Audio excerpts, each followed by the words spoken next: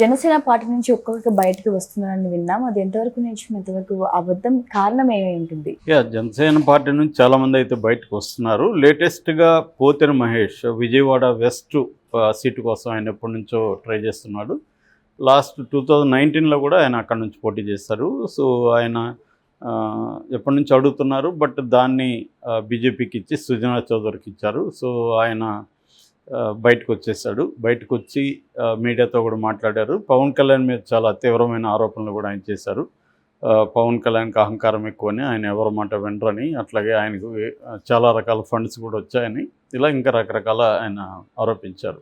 అయితే ఆయన వైసీపీ ఫోల్డ్లోకి వెళ్ళాడు. అందుకని వాళ్ళు నువ్వు వచ్చే ముందు పవన్ కళ్యాణ్ తిట్టిరా అని చెప్పారు, అందుకని తిట్టారని కూడా వీళ్ళు కౌంటర్ అఫెన్సివ్ అయితే చేస్తున్నారు. అయితే ఆయన ఒక్కడే కాదు, అంతకుముందు ముమ్మడివరం ఇన్ఛార్జ్ ఆయన పితాని బాలకృష్ణ, ఆయన వైసీపీలో చేరాడు. అట్లాగే అమలాపురం ఇన్ఛార్జ్ సెట్టిపత్తుల రాజబాబు, ఆయన కూడా వైసీపీలో చేరాడు. దాని తర్వాత ఏలూరు జిల్లా కైకలూరు నుంచి బసవబోయిన వెంకటేశ్వరరావు, బివి రావు అంటారు ఆయన్ని, ఆయన అక్కడ టికెట్ ఆశించాడు. ఆయన ఎక్కువ కాలం అక్కడ పనిచేశారు. 2019లో కూడా ఆయన పోటీ చేశారు. సో అది కూడా బీజేపీకి వెళ్ళింది. కామినేని శ్రీనివాసరావుకి అక్కడ మాజీ మంత్రి, ఆయనకి ఇచ్చారన్నమాట.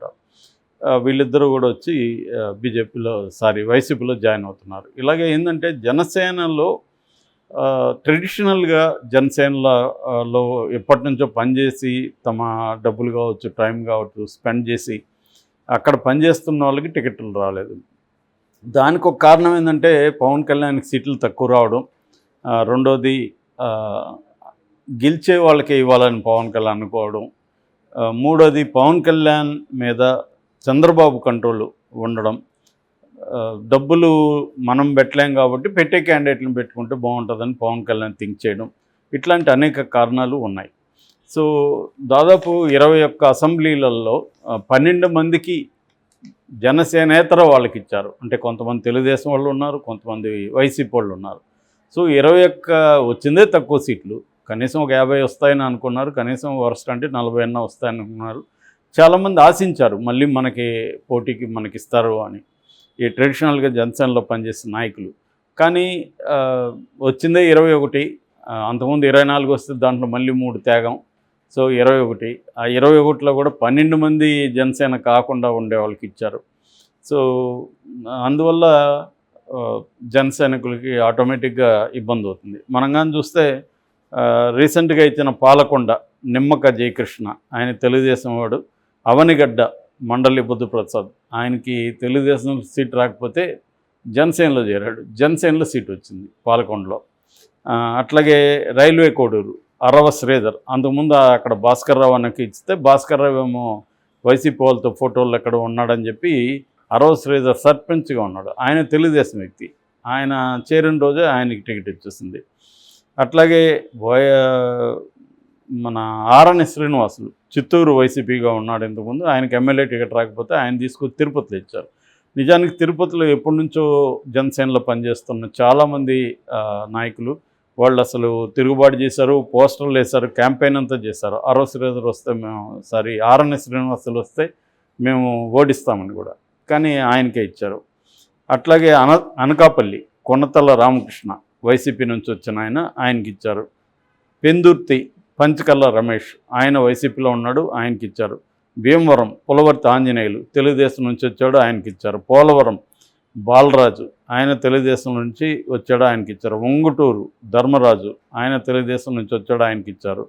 విశాఖ దక్షిణం ఆయన వంశీకృష్ణ, ఆయన వైసీపీ నుంచి వచ్చాడు, ఆయనకి ఇచ్చారు. బత్తుల రామకృష్ణ రాజానగర్ వైసీపీ. బాలశౌరి ఎంపీ. సో 2 ఎంపీల్లో 1 వైసీపీ, 21 అసెంబ్లీలో 12 జనసేన ఏతర వాళ్ళకి ఇచ్చారు, అంటే తెలుగుదేశం వాళ్ళకి, వైసీపీ వాళ్ళకి.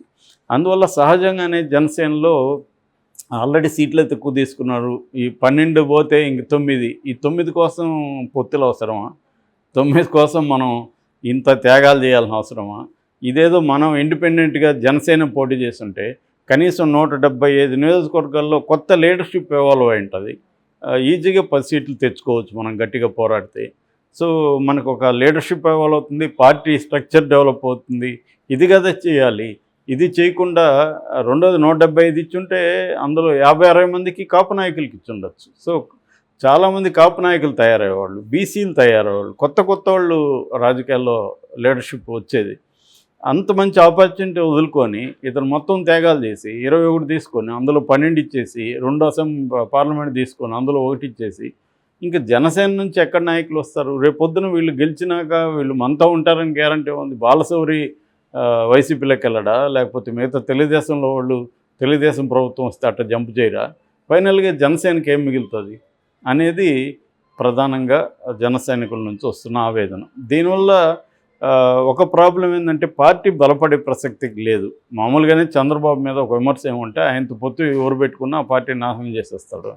అంటే ఆ పార్టీలోకి తన మనుషులను పెట్టి వాళ్ళకి టికెట్ ఇచ్చి తద్వారా ఆర్గానిక్గా ఆ పార్టీలో నుంచి లీడర్షిప్ రాకుండా చూస్తాడనేది ఒక విమర్శ ఉంది. అది కొంతవరకు మనకి అబ్జర్వ్ చేసినా కూడా నిజం అనిపిస్తుంది. బీజేపీ విషయంలో కూడా అదే జరిగింది. బీజేపీ ఇన్నేళ్ళు అక్కడ ఉన్నప్పటికి కూడా ఇప్పటికి కూడా 1% ఓట్ల తెచ్చుకోలేని ఒక దీనావస్థలో బీజేపీ ఉందంటే గ్యారంటీగా అది పొత్తుల వల్ల వచ్చిన ప్రాబ్లమే. ఎందుకంటే లీడర్షిప్ ఎప్పుడు రావాలన్నా కూడా కంటెస్ట్ ఎక్కువ మంది చేయాలి, అక్కడే నాయకత్వం. ఇప్పుడు మనం రామారావు పీరియడ్లో చూసాము, అనామకులంతా వచ్చారు.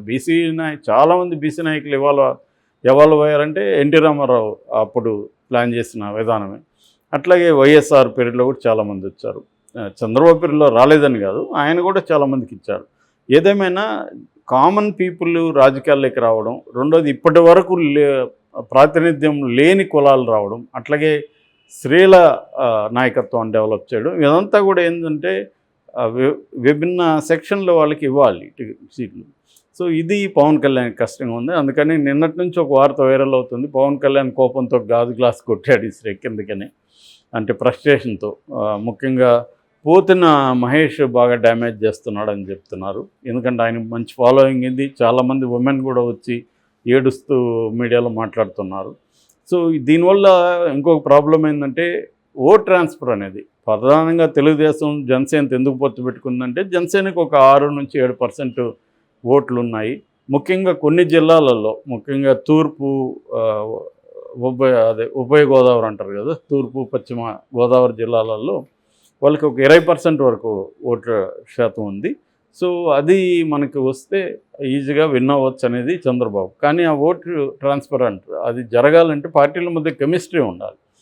అది లేదు, ఎందుకంటే అసంతృప్తి ఉంది అందరికీ జనసేనలో. అందువల్ల కూటమి విజయావకాశాలను కూడా ఇది ఎఫెక్ట్ చేసే పరిస్థితి ఉందనేది ఈ ఫ్యాక్టర్ చెబుతున్నారు. రెండోది ఏంటంటే పవన్ కళ్యాణ్ ఆరోగ్యం సహకరించకపోవడం వల్ల వాళ్ళ క్యాండిడేట్లకి వెళ్ళి ప్రచారం చేసే ఇది కనబడాల. మామూలుగా అయితే పవన్ కళ్యాణ్ని పొత్తు పెట్టుకోవడంలో ఈ అంశం కూడా చంద్రబాబుకు ఉంది. పవన్ కళ్యాణ్ ఒక స్టార్ క్యాంపెయినర్గా తెలుగుదేశం క్యాండిడేట్స్ ఉన్న దగ్గర కూడా వాడుకుందాం అనుకున్నారు. కనీసం కొన్ని ఇబ్బందికరమైన సీట్లలో పవన్ కళ్యాణ్ వస్తే కొంత బాగుంటుందని. కానీ ఇప్పుడు అది కూడా జరిగే ప్రసక్తి లేదు.